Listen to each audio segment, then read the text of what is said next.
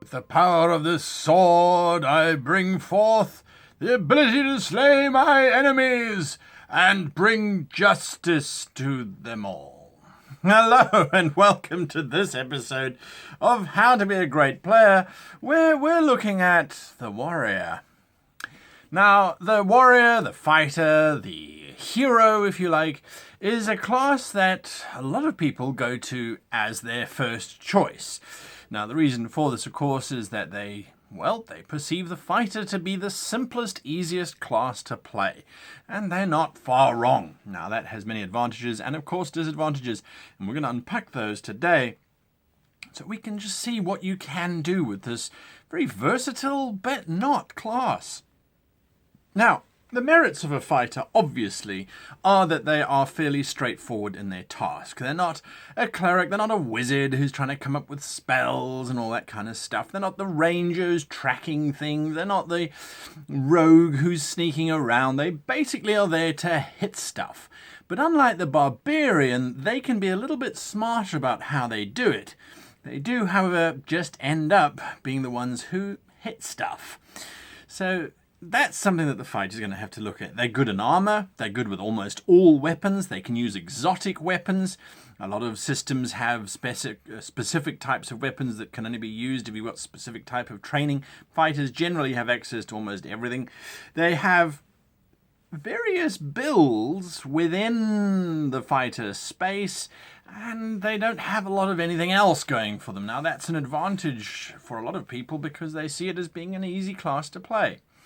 Now, the negatives, of course, about this is that the class is, fairly straightforward, fairly mundane in terms of what skills and abilities you have available to you. Generally, it's all focused around hitting things. Or being hit by things and then hitting them back. But it's basically just hitting. So the negative of the class is that the class can be fairly straightforward and after a while become, it's the only thing that you do whilst everybody else is progressing up their magic lists and getting new powers and transforming into different things. The fighter's just, hitting better and more.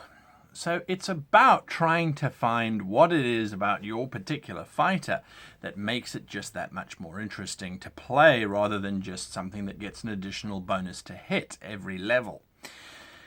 That's where the potentials come in. Now, the fighter's potentials are obviously in story, unlike some of the other classes where they've got all of those other bits and bobs going on. The paladins have got their oaths, the clerics have got their gods, the wizards have got their spells and all that kind of stuff. The fighter doesn't really have anything like that.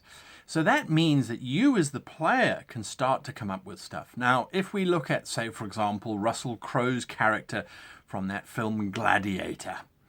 Now, he was basically a fighter. He hit stuff until it stopped moving. But he had this remarkably complex backstory with his family and his ultimate goal of getting back to them. He also had a lot of rituals that he would participate in before he did anything. Grabbing a piece of sand from the battlefield just before the battle commenced. Making a little shrine to his people. So he had a lot of things that he could focus on that were not necessarily related directly to hitting stuff, but which made the hitting stuff that much more relevant, that much more pertinent. And I think the potential for the fighter is that if you can find that, if you can find those quirks, that's fantastic. Now, another example of a fighter who really transcended their I hit stuff would be Mad Mortigan from that amazing film way back in the 80s, Willow. If you haven't watched it, how are you playing Dungeons and Dragons or Pathfinder or anything like that? Go and watch it. Yes, the graphics are a little bit dated, but it's a classic adventure. Now, Willow had Mad Mortigan the fighter. That's all that he did. But his greatest lines are his responses to "Wanna breed?" There are some amazing one-liners that he throws out there, and he's not just a fighter. He really is more than that. Inigo Montoya, for example, from The Prince's Bride. Another example of a fighter who has this quest. A six-fingered man killed my father.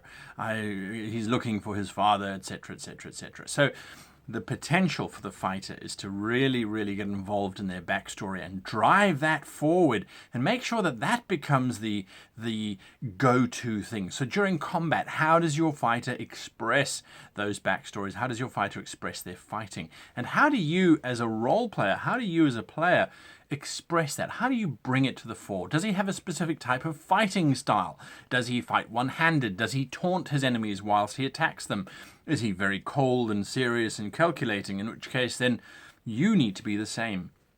So how do you bring that through? So that's some of the big potentials, as far as I'm concerned, of the fighter, is that there's really a lot of room for you to focus on everything else, because the actual main combat, the mechanics of it, are fairly straightforward.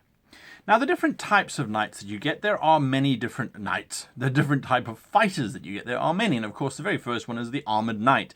This is effectively someone who dresses up in plate mail armor and runs around and hits stuff. Now, this is the quintessential Ivanhoe character, the King Arthur type individual, the Lancelot, if you like. This is the character who really is the epitome of medieval combat. It's up to you if you want to take that route. Now, it's a very straightforward route, except that there's much more to it. If you look at King Arthur, if you look at Lancelot, there was much more to those characters than just met the eye. It was all about the backstory. Lancelot couldn't let anyone pass on the bridge unless they defeated him in combat. And once they did, he would then swear loyalty to them and work with them for all times and shag their wife on the side. But that's a different story. So the idea of the armored knight is a very good build, and it allows you to really explore those backgrounds. Now, you've also got the foot soldier. Now, the foot soldier is the sergeant at arms, the master of a troop of people who is not a commander, but is a very good follower and follows orders to the letter. Now, you might roll your eyes and go, well, how much fun is it to just follow orders? It's tremendous fun. Oh, you want us to dig a trench, do you, sir? Where do you want us to dig it from? From there to there. All right, how deep do you want it to be? About that deep. All right, good. Now off I go. I've got a little side quest to dig a trench whilst everybody else deals with whatever it is that they're doing. And I can have as much fun digging that trench as possible. So sometimes following orders and interpreting the orders in a certain way can be very rewarding from a role-playing experience. Also, you look after your chargers. The foot soldier is a comrade in arms. It is he is someone who will work very closely with their partners and who will work out battle tactics and that kind of thing. So it can be a very interesting career option. An archer, of course, springs to mind. Many would argue the ranger has a lot more advantages as an archer, but fighters make just as good archers, in my opinion, and can really explore what it is to be an archer and then also have a sword strapped to your side, or maybe something more interesting like an axe, maybe a woodsman, that kind of thing. So the archer is a really good option for the fighter to take if you want to be ranged combat and not be front line. But again, there's so much that you can add to the the archer to make it that much more unique. Are the arrows fletched in a specific color scheme or a specific way? Does he use specific arrowheads or different type of arrowheads? You only have to look at that famous archer from the Avengers, Hawkeye, in order to understand what I'm sort of driving at there. Then, of course, you've got the unique weapon-wielding fighter. That's the fighter who specialized in something exotic or unique and, well, is obviously going to go that way and will do those kinds of fancy maneuvers. Maybe they're a mysterious warrior with a mysterious past. Again, that's entirely up to you. And the focus here is on creating stories around the item or the weapon or the style or the character's history that will make the character that much more interesting. You've got the cavalier, the horse-riding knight who runs around with a lance and does all sorts of wonderful things. The challenge here, of course, is that you're mounted, and most of your combat stuff focuses around being mounted, and that doesn't necessarily work so well when you're inside a dungeon or a castle. So it is something to bear in mind there, unless you're playing a campaign with everybody who has access to mounts and things, in which case it can be a really exciting class. You've got the champion, he who champions causes and things and goes around fighting injustices, is really a paragon of virtue. Not a paladin because there's no religious reason to it. He's doing it just because he's a good guy. Captain Carrot from the Terry Pratchett series, for example, I think would be an example of a champion of the people, even if he doesn't necessarily realize it. He just does what is right, and that can be equally entertaining. You've got the actual hero, the one who's trying to make their name in the guild, and they're doing almost anything for that. Now, if you think about that, that means that you're going to be playing your fighter as someone who's going after glory, someone who's going after things that get them that hero status. And that's a very different type of motivation to, say, an archer or a footman or a cavalier, for example. And then finally, you've got the gladiator. The gladiator, the one who fights in the arenas and fights in the sands and the pits and that kind of thing. And obviously is trying to get adventure, to get experience as a gladiator, or to fight different opponents, or whatever the case might be. So there's a lot of options there. Of course, when we look at stories that are available to the fighter, stories that jump out immediately, of course, the things like the leading figure, those backstories that we spoke about really come into play here. And of course, combat is going to be a thing. Now, mass combat, I have done videos on mass combat, which, well, some people liked, some people didn't like. That's the nature of the game.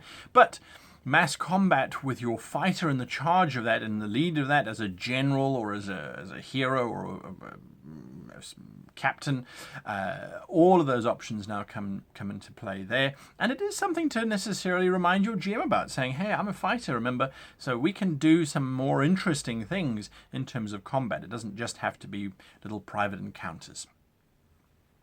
And of course, then the daring adventure side of things also comes to play with the fighter.